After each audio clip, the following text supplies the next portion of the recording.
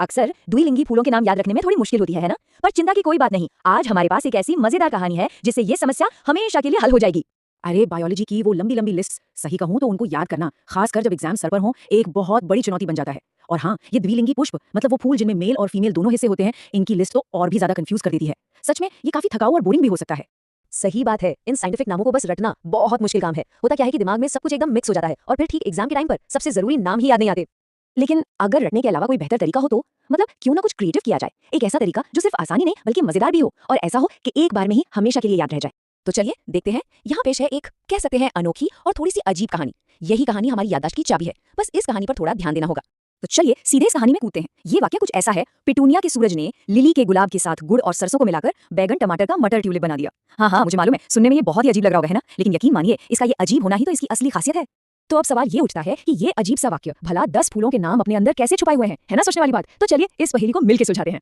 ठीक है, तो अब हम इस सेंटेंस को छोटे छोटे हिस्सों में तोड़ेंगे और देखेंगे कि हर हिस्सा कैसे एक या दो फूलों का नाम सामने लाता है। तो शुरू करें। ओके, तो कहानी का पहला हिस्सा है पिटूनिया के सूरज ने, बस इतना सा हिस्सा, और इसी में छिपे हैं हमारे पहले दो फूलों के नाम। तो देखिए, पिटूनिया से सीधा सीधा बन गया पिटूनिया और सूरज से बना सूरजमुखी। देखा कितना आसान था, दो नाम तो यूं ही याद हो गए। बहुत अच्छे, अब कहानी के अगले हिस्से पर चलते हैं, वो है लिली के गुलाब के साथ।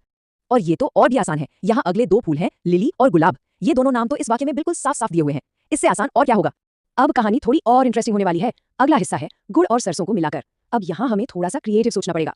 तो देखिए, यहाँ गुड़ से हमें याद आता है गुड़हल, और सरसों तो खैर वो तो सरसों का पौधा ही है ना? कमाल का कनेक्शन, ये क्रिएटिव एसोसिएशन ही तो काम करता है।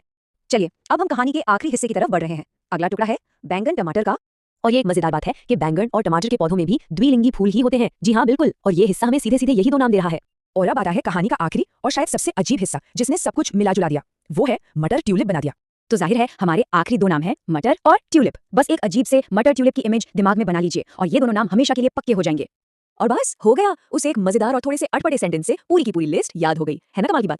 तो देखा, एक छोटी सी कहानी और 10 द्विलिंगी फूलों के नाम याद। ये तरीका रटने से तो कहीं ज्यादा असरदार और परमानेंट है।